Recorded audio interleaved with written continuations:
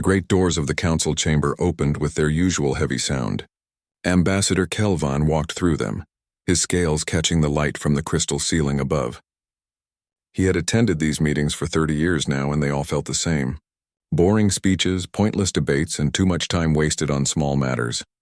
He moved to his seat in the upper ring where the senior species sat. His eyes scanned the chamber as other ambassadors filed in. The Tolvecs floated to their positions, their gas-filled suits glowing softly. The Zerath clicked and buzzed to each other, their insect bodies moving in perfect coordination. The Vorani took their seats silently as they always did. But something was different today. The human section was empty. 20 seats in the middle ring sat vacant, their blue cushions undisturbed. Kelvin felt a small satisfaction at the sight. Finally, the humans had made a mistake big enough for everyone to see. Missing a council session was a serious offense. Typical, muttered Ambassador Felnox from the seat beside him. Humans always think the rules don't apply to them. Kelvan nodded. They probably got distracted by some new toy they invented. Or maybe they're having another one of their emotional breakdowns about something trivial. Several nearby ambassadors made sounds of agreement. The humans had always been difficult, too emotional, too unpredictable, too quick to question things that had worked for thousands of years. The galaxy had existed long before humanity crawled out of their small yellow star's orbit, and it would exist long after. The session began. High Chancellor Morden, a Tolvex elder who had led the council for 200 years, addressed the chamber from his central position. "We note the absence of the human delegation," he said, his voice calm and measured. "Have they sent word of delay?" The communications officer, a young Zerath named Tikva, checked her displays. "No message received, High Chancellor. We sent standard queries to Earth, Mars, Luna, and the human colony worlds. No response from any location." A murmur ran through the chamber. No response at all? That was unusual, even for humans. "Perhaps their communication systems are malfunctioning," suggested Ambassador Pelvix of the Vorani. "It has happened before." "More likely they're sulking about something," Kelvan said loudly enough for others to hear. "They were unhappy about last month's vote on expansion limits. They probably want to make some kind of dramatic point." More agreements echoed through the chamber.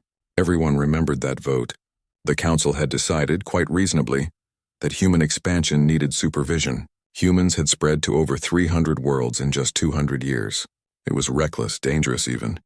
They needed guidance from older, wiser species. The humans had argued against it, of course. They always argued. Their lead ambassador, a woman named Sarah Chen, had spoken for 2 hours about freedom and self-determination and the rights of sovereign species. But the vote had passed anyway, 847 to 156. "Let us proceed with today's agenda," High Chancellor Morden declared.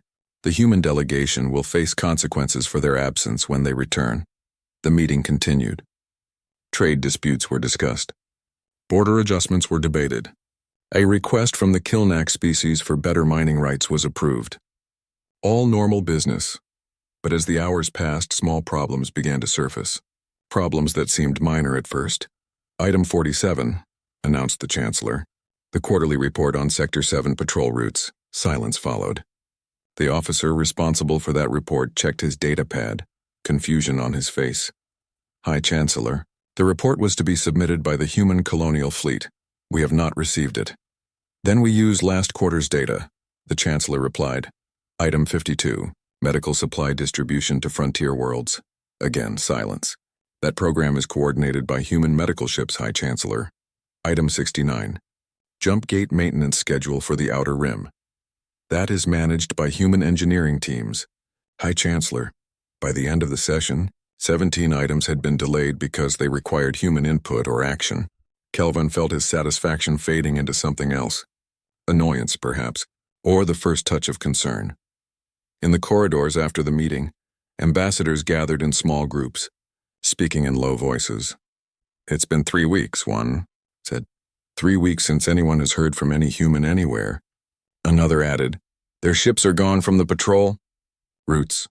Their trading vessels haven't arrived at scheduled ports. Even their tourist ships have disappeared." Kelvan pushed these concerns aside. "They're making a statement," he told a group of younger ambassadors. "Humans love their dramatic gestures. They want us to worry, to beg them to come back. Then they'll return and demand concessions. But all of them? Asked a young Tolvex. Every human everywhere went silent at the same time? They probably coordinated it through their ridiculous computer networks, Kelvan said. Remember, these are the species that connected their entire civilization through one shared system. They can organize things quickly when they want to. Over the next few days, the Council's diplomatic corps tried every channel to contact humanity. Messages to Earth got no response. Ships sent to human colonies found them empty, though not abandoned in panic. Everything was orderly, organized. Buildings sealed properly. Power systems on standby. Nothing broken or destroyed. Just empty. A week after the first missed session, the Council convened an emergency meeting. This time, the empty human seats felt like an accusation. We must consider all possibilities, High Chancellor Morden said. Could this be an attack, a plague? Some disaster that struck all human worlds simultaneously? Our scouts report no signs of battle or disease, said the military coordinator. The human worlds are simply vacant. Then where did they go?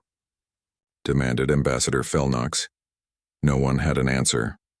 Perhaps, suggested Kelvan slowly, we should discuss redistributing their responsibilities. If the humans wish to play games, the galaxy still needs maintaining. The suggestion was practical. Ships needed repairs. Trade routes needed monitoring. Medical supplies needed distribution. The Council couldn't wait forever for humans to end their protest. A vote was called. With only a few opposing voices, the Council agreed to temporarily reassign all human duties to other species. The Zerath would take over trade coordination. The Varani would handle medical distribution. The Tolovex would manage infrastructure maintenance. Everything would continue as before. The galaxy didn't need humanity. It had managed for millions of years without them, after all. As the meeting ended, Ambassador Kelvan felt satisfied again.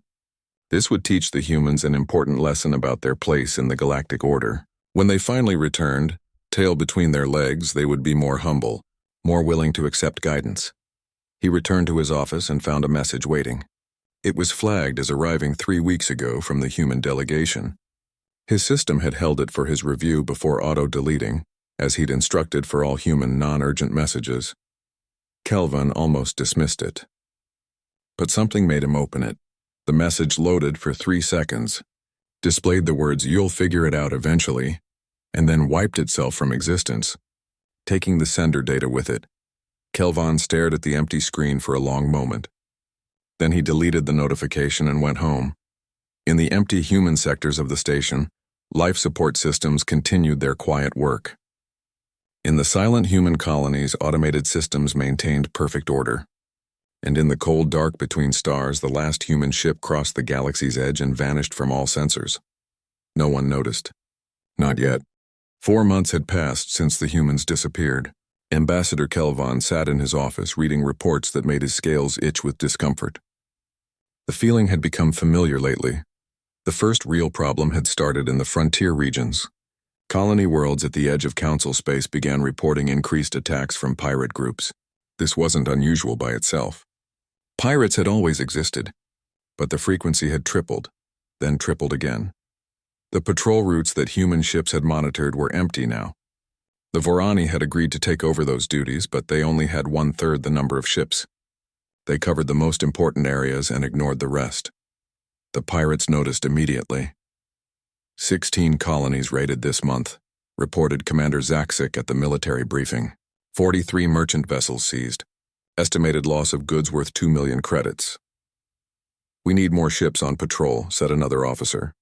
We don't have more ships, Zaksik replied simply. The humans had 200 patrol vessels in that sector alone. We have 20. We're doing what we can. Kelvan had attended that briefing. He said nothing, but he thought about the numbers. 200 ships? He'd never realized humans had that many vessels just watching empty space. It had seemed like a waste of resources. Now he wasn't sure. The economic problems started small but grew quickly. The Zerath Consortium, eager to profit from humanity's absence, moved to take over the trade routes humans had managed. They were efficient, organized, and confident. They failed within 6 weeks. Kelvan visited the consortium's headquarters on Xerax Prime to understand why. The head of operations, a large Zerath named Kixral, looked exhausted. His compound eyes were dull, his antennae drooping. "We don't understand it," Kixrel said, mandibles clicking in frustration. The humans were operating these routes at profit margins of 28 to 32%. Impossibly low numbers. We calculated we could do the same routes at 40% profit minimum. And? Kelvan asked. "We're losing money on every single route." Kixrel pulled up holographic displays showing red numbers everywhere. The fuel costs alone are 50% higher than the humans reported. Docking fees are double. Security costs have quadrupled with the pirate problem. And the time. The humans somehow moved goods in half the time our ships take. How did they do it? Kixrel made a sound like grinding stones. "We don't know. We're using their old flight plans, their mapped routes, their schedules. But it doesn't work the same. It's like they knew something we don't." They did know something, Kelvan thought later. They knew how to make things work efficiently. Somehow, while everyone else focused on making profits, humans had focused on making the whole system function smoothly. And when a system functions smoothly, everyone benefits. Everyone except those who designed the system, apparently. The medical crisis came next, sudden and terrifying. A plague broke out on Tulvex Prime, one of the most important worlds in the Council. It was a virus that affected multiple species types, something that rarely happened naturally. The Tulvex government immediately called for medical assistance. Ships from a dozen species arrived within days. Carrying their best doctors and latest equipment, the death count rose anyway. Dr. Velness, a Vorani physician, stood in the medical command center looking defeated. Bodies floated in treatment tanks around him, most already dead, others dying despite every effort. "We can't stop it," he said to the Council's health coordinator. "Every species has different biochemistry. What works for Tulvex kills Xerath. What helps Vorani makes Kilnax worse. We're treating each species separately, but the virus mutates too fast. The human medical teams dealt with cross-species treatment all the time," the coordinator said quietly. "Yes." Velness pulled up a file, his hands shaking slightly. "I found some of their protocols in the database. The humans had developed something they called universal treatment frameworks, methods that worked across multiple biochemistry types simultaneously. I don't fully understand it, and I can't replicate it with what we have here." "Where did you find these protocols?" "In the public medical archives. They've been there for 50 years. We just never looked at them. Human medicine was considered primitive compared to ours. The plague killed 18,000 people before it burned itself out naturally. It would have killed more. But the Tulvex instituted a complete planetary quarantine. No ships in or out for 3 months. That quarantine created supply problems. Tulvex Prime was a major hub for processed foods. 17 species relied on food processed through Tulvex facilities because their homeworlds couldn't provide enough nutrients naturally. With Tulvex Prime shut down, those species started going hungry. Kelvan found himself in emergency meeting after emergency meeting, trying to solve one crisis after another. Each solution created new problems. Every problem traced back somehow to something humans had been doing that no one else knew how to do. The infrastructure began failing in small ways. A translator system would glitch during a diplomatic meeting. A jump gate would need 3 tries to form a stable wormhole instead of 1. Life support systems in space stations would fluctuate randomly. Council engineers investigated and found something disturbing. Humans hadn't just used the galactic technology. They'd improved it constantly, fixing problems, updating systems, streamlining processes. But they'd done it so quietly, so constantly, that no one noticed. Now the improvements were gone, and the old problems were returning. "Look at this," said Engineer Tulvex, showing Kelvin a schematic of the station's water recycling system. The humans modified this system 30 years ago. They updated it every 6 months after that. Each update made it 3% more efficient. Over 30 years, that's, he calculated quickly, a 92% improvement in efficiency. "So change it back to the original system," Kelvan said. The original system couldn't support the current station population. When humans increased efficiency, the Council approved adding more residents. "If we go back to the original system, we have enough clean water for maybe half the people living here." Kelvan felt a cold weight in his stomach. "Can you recreate the human modifications?" "I'm trying, but I don't understand how half of these changes work." The humans didn't explain their reasoning in the maintenance logs. They just did the work and moved on. 6 months after humanity's disappearance, the Council's Economic Council released a report. Kelvin read it in his office with growing horror. Humanity had been the economic stabilizer for the entire Council.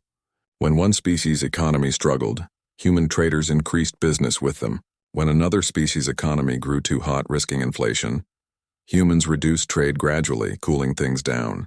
They'd been doing this for 150 years, so gradually that it seemed natural. Without that stabilization, economies were swinging wildly. 3 species were experiencing depressions. 5 others had dangerous inflation. The whole system was becoming unstable. At the next council session, Ambassador Felnock stood to speak. His voice was strained. My world's economy has contracted by 38% in 4 months. Our people are losing jobs. Businesses are closing. We need help. We all need help, snapped Ambassador Crenel from the Kilnax delegation. My people can't get the food supplies we need. The transportation systems aren't working right. Arguments broke out across the chamber. Species blamed each other. Old grudges resurfaced. The High Chancellor had to call for order 3 times. Kelvin sat silent through it all. He thought about his words from months ago. We survived before them, we'll adapt. He'd believed that completely. The galaxy had existed for millions of years before humanity joined the Council. How much difference could one species make? Now he was learning the answer to that question. One species could make all the difference if that species was holding everything else together. After the session, he returned to his quarters and did something he hadn't done in decades. He accessed the Human Cultural Database, the one they'd left behind with thousands of books and records and histories. He found a human phrase that struck him. You never miss the water until the well runs dry. Ambassador Kelvin looked around his comfortable office, with its imported furniture and its advanced climate control, and its instant food preparation system, all things that depended on a functioning economy, stable trade routes, and maintained infrastructure. The well was running dry. And everyone was starting to notice. The war started on a cold morning in the 10th month after humanity left. The Vaxith Empire, which had been quiet for 300 years, suddenly launched attacks across the Council's border worlds. High Chancellor Mordan received the news in his chambers. 6 worlds attacked simultaneously. 4 had already fallen. The Vaxith fleet was massive, organized, and moving deeper into Council space with terrifying speed. How many ships? He asked the military coordinator. Initial estimates suggest 4,000 capital ships, High Chancellor. Perhaps twice that many support vessels. Mordan felt his gas bladder contract with fear. That's impossible. Our intelligence said they had maybe 1,000 ships total. Our intelligence was wrong, High Chancellor, or the Vaxith have been building secretly for years. The Council military mobilized immediately. Ships from every member species gathered at rally points. Commanders began planning their response. That's when they discovered the second problem. No one knew how to fight this war. Commander Zaxic stood in the war room surrounded by officers from 20 different species. They stared at holographic displays showing the Vaxith advance. We need to establish a defensive line here, Zaxic said, pointing to a sector map. Pull our forces back, consolidate, then push forward once we have numerical advantage. Retreat? Asked Commander Pelvin of the Vorani fleet. That is not how warriors fight. We meet the enemy head-on. A head-on fight will get our ships destroyed, Zaxic replied. We need strategy. Strategy is for the weak. Honor demands we face our enemies directly. Similar arguments broke out around the room. The Tolvex believed in elaborate fleet formations that looked impressive, but left gaps in coverage. The Kilnax wanted to fight in single combat, their best pilots against Vaxith best pilots. The Zerath suggested negotiations before fighting, even though the Vaxith had ignored all communication attempts. Zaxic felt frustration building. Every species had their own idea of how war should work. Those ideas were based on tradition, honor, culture, and pride. None of them were based on actually winning. Where are the strategic planning documents? He finally asked. The wargame simulations? The tactical response protocols? An intelligence officer checked the databases. Her face changed as she found the answer.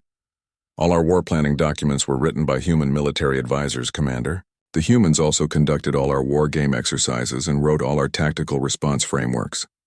Silence fell across the room. Are those documents still available?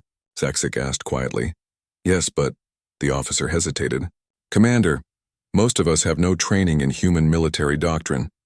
We never paid much attention during those exercises. The humans always won the war games, so we assumed the exercises were rigged in their favor. Were they rigged? I don't think so, Commander. I think the humans were just better at war than us." It was a horrible truth to face. The Council species had militaries for defense, for honor, for ceremony. Humans had studied war like a science. They'd learned from thousands of years of fighting each other, then applied those lessons to galactic-scale conflicts, and the Council had dismissed all of it as human aggression and violence. The first major battle against the Vaxith was a disaster. Council forces lost 40% of their ships in 3 hours. The survivors retreated in chaos. 17 colonies fell in the following week. Meanwhile, the economic collapse accelerated. With trade routes disrupted by war, food shipments stopped reaching dozens of worlds. The Kilnax homeworld, which imported 90% of its food, began rationing. People started going hungry. Ambassador Kelvon visited Kilnax Prime to see the situation himself. He walked through distribution centers where families waited in long lines for basic supplies. Children with thin faces, adults with the hollow look of worry. A Kilnax mother approached him holding a small child. "Please, Ambassador, when will the food ships return? My daughter is hungry." Kelvon had no answer. The food ships were human-operated vessels from the Human Agricultural Consortium. They'd stopped running 10 months ago. "We're working on solutions," he said weakly. "My daughter doesn't eat solutions, Ambassador. She eats food." He returned to Council space feeling sick. Later, he reviewed reports about the Human Agricultural Consortium and learned something staggering. Humans had fed 60% of Council space. They'd done it so efficiently, so reliably, that everyone forgot it was even happening. Human agricultural engineers had modified crops to grow in different gravity levels, different atmospheres, different soil types. They'd created food that met the nutritional needs of dozens of different species. They'd built the ships, trained the crews, planned the routes, and delivered everything on time, every time, for over a century. And they'd charged barely enough to cover their costs. Why would they do that? Kelvon asked Engineer Tolvix during one of their now frequent conversations. "I've been asking myself the same question about everything humans did," Tolvix replied. "I think they actually cared about making things work well. Not about profit or honor or tradition. Just about making the system function properly. That seems almost naive, or maybe we're the naive ones for thinking there had to be some hidden motive."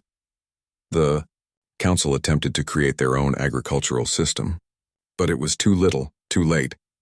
Crop failures, transportation problems, and lack of expertise all combined into a crisis that grew worse each week. The High Chancellor called an emergency summit. Every council member attended, either in person or by hologram. The atmosphere was tense and frightened. "We must face reality," Chancellor Morden said, his voice heavy. "We are failing. Our military cannot stop the Vaxith advance. Our economy is collapsing. Our people are hungry. And we have no clear path to solving any of these problems." "Then we need to find the humans," said Ambassador Kreenel. "We need to ask them to return." "How?" asked another ambassador. "We don't know where they went. They must have left some trace," Kreenel insisted. "We need to search every human world, every human station, find any clue about their destination." The Council voted to send expeditions to major human worlds.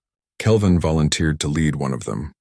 He felt responsible somehow, though he couldn't explain why. The expedition ship arrived at Earth 3 weeks later. Kelvon stood on the bridge staring at the blue and green world that had birthed humanity. It looked peaceful, beautiful even. City lights sparkled on the night side. Orbital stations hung in perfect formation. But when they sent down landing parties, they found the cities empty. Not destroyed or abandoned in panic, but carefully, methodically evacuated. Buildings were sealed. Systems were on standby. Everything was organized and orderly. In the former United Nations headquarters, they found libraries full of information. Human history, human culture, human knowledge, all left behind, carefully catalogued and preserved. But no humans. In what had been the Secretary General's office, they found something else. A small device sitting on the desk with a single blinking light. When they activated it, a hologram appeared. A human woman in formal clothes stood before them. She looked tired but determined. The image was labeled with a name and title: Secretary General Sarah Chen, United Nations of Earth. If you're seeing this, the hologram began, then you finally noticed we're gone. Kelvin's scales went cold. He'd met Sarah Chen many times. She'd always been polite, professional, patient even when others were rude. He dismissed her as weak because she didn't show anger. The hologram wasn't weak now. You're probably looking for us because things are falling apart. Sarah continued. I'm sorry about that. We tried to prepare you, tried to teach you, tried to show you how everything worked. But you never wanted to learn. You wanted us to stay in our place and do our jobs and accept that we were lesser. The hologram paced slowly as it spoke. 3 years ago, you voted to limit our expansion, to supervise our development. You called us dangerous children. You said our culture was contaminating galactic civilization. You wanted us managed like we were problems that needed solving. Kelvin remembered that vote. He'd voted yes without hesitation. So we made a choice, Sarah said. We chose to leave. Not in anger, though we had every right to be angry. We left because we deserve better than to be servants who are despised for serving well. The hologram pulled up displays, numbers, charts, list. For the record, here's what we were doing. We maintained the Jumpgate network, all of it. We suppressed 12 different threats that would have caused wars. We stabilized 30 separate economies. We operated the food distribution system. We provided medical care to 73 different species. We trained diplomats. We mediated disputes. We built, maintained, and improved most of the infrastructure you use every day. More displays appeared, faster now. Hundreds of tasks, thousands of jobs, millions of small actions that humans had been doing constantly. We didn't do these things for recognition, Sarah said. We did them because they needed doing. Because that's what civilization means to us. Not grand speeches or ancient traditions or claims of superiority, just making things work for everyone. The hologram stopped and looked directly at the camera. You wanted us managed. We choose freedom. You'll barely notice we're gone, you said. This message is our reply. Notice now. The image faded, then one last line of text appeared. Good luck. You'll need it. The expedition returned to Council space carrying the recording of Sarah Chen's message. High Chancellor Mordan called an emergency session. Every council member was required to attend. This time there were no excuses, no delays. The great chamber was full. Ambassadors filled every seat. Even species that rarely attended were present. Word had spread that the humans had been found, or at least that answers had been found. Kelvin stood before the assembly, feeling the weight of hundreds of eyes on him. He'd rehearsed what to say, but now the words felt inadequate. We traveled to Earth, he began. We found it empty, as were all human colonies we investigated. But we found a message. From the last Secretary General of Humanity, recorded the day before their departure. He activated the holographic projector. Sarah Chen's image appeared in the center of the chamber, larger than life. Many ambassadors leaned forward. Some had known her personally. Others had only heard of her. The message played. Sarah's voice echoed in the chamber, calm and clear. As she spoke, Kelvin watched the reactions around him. Confusion at first, then discomfort, then growing horror as the reality became clear. When Sarah listed everything humanity had been doing, a Zirath ambassador made a choking sound. When she mentioned the vote to limit human expansion, several ambassadors looked away in shame. When she showed the data about infrastructure maintenance, Engineering Chief Tolvix, sitting in the observer section, put his head in his hands. The message ended. Silence filled the chamber like a physical weight. High Chancellor Mordan spoke first, his voice shaking. Did we truly vote to supervise their development? I don't remember the exact wording. An aide pulled up the historical records. The vote from 3 years ago appeared on the displays. Resolution 7423. Regarding the necessary supervision of human expansion and cultural development. The text was worse than Kelvin remembered. It talked about humans as promising but immature species requiring guidance. It suggested that human culture needed refinement. By exposure to more ancient and developed civilizations, it claimed that human expansion was dangerously rapid and lacking proper oversight. Reading it now, with everything they'd learned, it sounded incredibly arrogant. How had they not seen it? I supported that resolution, said Ambassador Felnox quietly. I thought we were helping them. Helping them? Ambassador Krenol's voice was bitter. We were treating them like children who couldn't be trusted to make their own decisions. They were young as a species, argued Ambassador Pelvix, but his voice lacked conviction.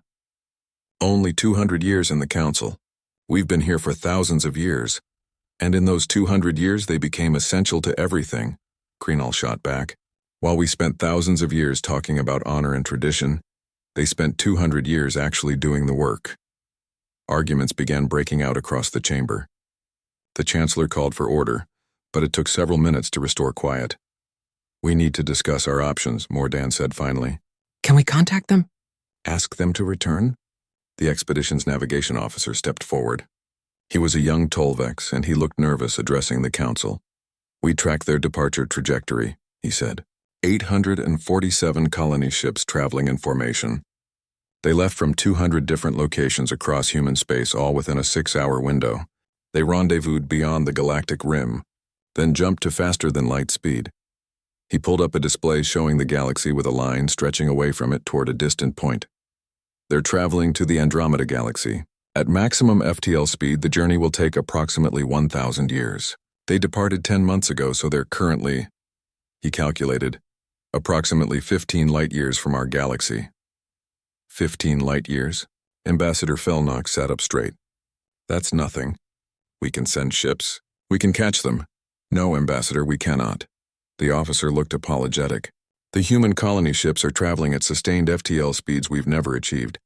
Our fastest ships could maybe catch up in 5 years, but only if we pushed engines to dangerous levels, and those ships would need to carry enough fuel for a return journey, plus supplies for a crew for that entire time.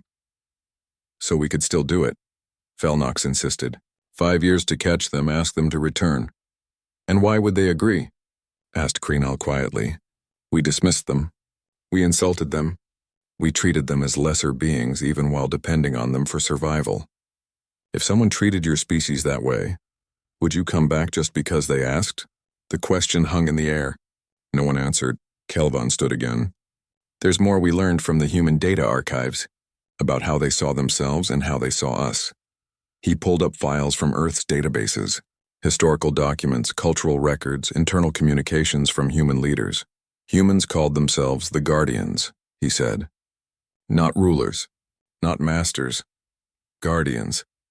They believed their role was to protect and maintain the galactic community. They saw it as a duty. He showed more documents, human training materials for diplomats. The first lesson was always the same. We serve the community, not ourselves. They trained their engineers to design systems that anyone could maintain, Kelvon continued. They taught their traders to stabilize economies, not just to make profits. They instructed their military to prevent wars, not to win them. Everything they did was designed to make the whole system work better. Why? Asked Ambassador Pelvix. What did they gain from it? That's what we never understood, Kelvon replied. They gained nothing except the satisfaction of doing good work. They believed that a stable, prosperous galaxy was its own reward. They thought we all believed that.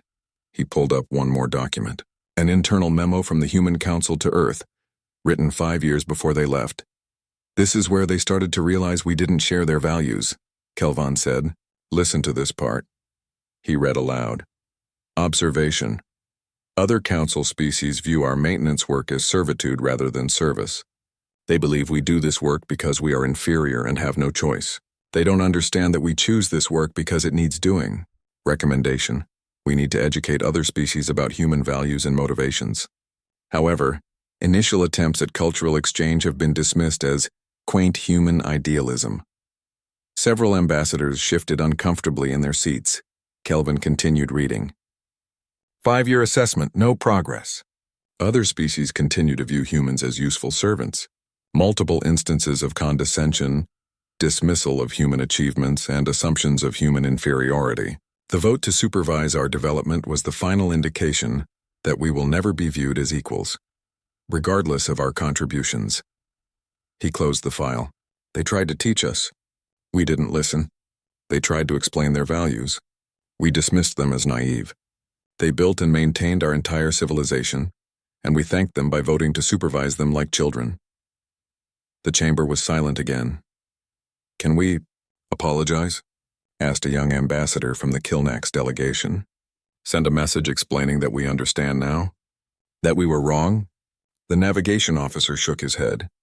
A message sent now would take 15 years to reach them.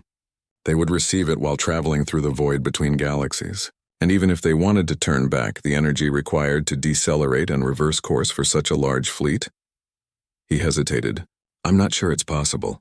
Those colony ships are designed for one-way trips. So we can't stop them, Mordan said.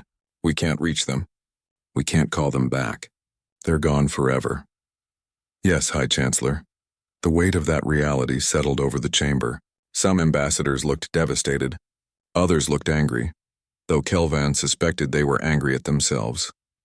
A few looked calculating, already thinking about how to adapt to this new reality. Ambassador Kreenal stood. I propose we take the following actions. First, we preserve all human knowledge and technology, no more dismissing it as inferior. We study it, learn from it, use it. Second, we establish a memorial, not just for humanity, but for what they did for us. Third, we change how we treat younger species, so this never happens again. The proposals passed with near unanimous support. It was easy to vote for memorials and promises, much harder to actually change centuries of ingrained attitudes. As the session ended, Kelvan remained in his seat. He thought about all his interactions with humans over 30 years. How many times had he been dismissive? How many times had he assumed human ideas were inferior because humans were young? How many opportunities had he wasted to actually understand them? Engineer Tolovics approached him. Ambassador, I've been thinking. About what? About that phrase from human literature. You never miss the water until the well runs dry. I looked up its origin. It's from a human poem written 400 years ago. Even then, humans understood that you don't appreciate essential things until they're gone. They understood that about themselves. I think they understood it about everything. That's why they worked so hard to maintain the systems we all depended on. They knew what it was like to lose something essential. They didn't want us to experience that. Kelvan looked at the empty space where Sarah Chen's hologram had been, but we made them experience something worse. We made them feel worthless while being essential.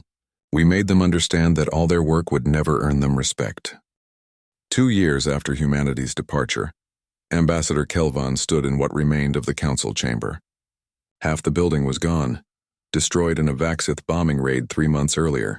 The other half still stood, though damaged and barely functional. Only 37 ambassadors attended this session. Many species had withdrawn from the council entirely, focusing on their own survival. Others had been conquered by the Vaxith, or had fallen to internal collapse. The Vaxith Empire now controlled 1/3 of what had been council space. Their advance had finally slowed, not because the council military had stopped them, but because they'd reached the limits of what they could effectively occupy. Still, the damage was done. Hundreds of worlds lost. Billions of lives destroyed or displaced. High Chancellor Mordan was gone. He died 8 months ago, his gas bladder ruptured by stress and exhaustion. The new chancellor was a younger Tolvex named Kirval, chosen mostly because no one else wanted the job. We need to discuss food distribution, Kirval said, his voice tired. The Kilnax homeworld has sufficient supplies for only 2 more weeks, as does Tolvex Prime, added another ambassador. And Voron. And Zelak. Can we reroute supplies from agricultural worlds? Kirval asked. There are no supplies to reroute, replied the logistics coordinator. Crop yields have fallen by 68% across all council worlds. Without human agricultural engineers, we can't maintain the modified crops. Many have reverted to their original forms, which produce less food and require specific nutrients we don't have. Can't we recreate the human modifications? We're trying, Chancellor. But human agricultural science was based on 200 years of genetic engineering that we don't fully understand. Every crop they modified was customized for specific planets, specific climates, specific soil compositions. It's not just one solution, it's thousands of individual solutions, all interconnected. Kelvin listened and said nothing. He'd heard similar reports every week for 2 years, always the same pattern. They tried to recreate what humans did. They failed. They tried again. They failed again. Each failure cost lives. After the session, he walked through the damaged corridors to his temporary office. His original office had been in the destroyed section of the building. Most of his possessions were gone, buried in rubble. He didn't miss them much. Possessions seemed less important now. Engineer Tolvix was waiting for him, which had become routine. They'd formed an unexpected friendship over the past 2 years, bonded by their shared understanding of how badly things had fallen apart. "I have something to show you," Talvik said, pulling up his datapad. "I've been studying human historical records, specifically their early space exploration period." "Why?" "Because I wanted to understand how they became so good at maintaining complex systems. I thought maybe it was natural talent. But I found something interesting." Talvik's displayed images of early human space stations, primitive things by galactic standards, held together with crude materials and basic technology. "These stations kept failing," Talvik explained. "Life support breakdowns, equipment malfunctions. Humans died because their technology wasn't reliable, so they became obsessed with reliability. Every human engineer was trained to think about what could go wrong and how to prevent it. Every system had backups and backups for the backups. They didn't just build things to work. They built things to keep working even when something failed, and we never learned that approach," Kelvon said. "Worse, we dismissed it as human paranoia. I found council engineering reports from 100 years ago. They criticized human designs for being overly redundant and inefficiently safe. We thought we knew better." Kelvin looked at the images of those primitive human stations. People had died in those early days of human space exploration. Those deaths had taught humanity to be cautious, to plan for failure, to always have a backup solution. The council species had never experienced those lessons. Their technology had always been advanced, inherited from even older civilizations. They'd never had to struggle with systems that could kill them if something went wrong. "We took our safety for granted," Kelvin said, "because we always had it. Humans learned to never take anything for granted because they didn't always have it." "Yes. And now we're learning their lesson. The hard way." Reports continued flooding in from across what remained of council space. Each one painted a darker picture. The jump gate network was failing. 3 major gates had collapsed completely. Others worked only intermittently. Travel between systems took longer and cost more. Trade slowed further. Isolated worlds were truly isolated now. Medical crises multiplied. Without human-designed cross-species treatment protocols, disease outbreaks killed thousands. The plague on Talvik's Prime had been just the first of many. Each species' doctors knew how to treat their own people but struggled with others. The younger species that humans had been mentoring were suffering worst of all. The Kilnaks, the Zilak, the Vorthi, species that had just joined the council within the last 50 years, humans had been teaching them, helping them, showing them how to navigate galactic civilization. Now they were alone, and many were failing. The Zilak homeworld sent a desperate message to the council. Their entire planetary economy had collapsed. People were starving. Civil war was breaking out. They begged for help that no one could provide. Within 3 months, Zilak civilization had completely disintegrated. Billions of people regressed to pre-industrial survival. A species that had been reaching for the stars was back to struggling for basic survival. Kelvin read the reports and felt something he'd never experienced before. Not just guilt, though there was plenty of that. Something deeper. Understanding of how badly they'd failed. Not just failed humanity, but failed themselves. Failed their own supposed values of civilization and advancement.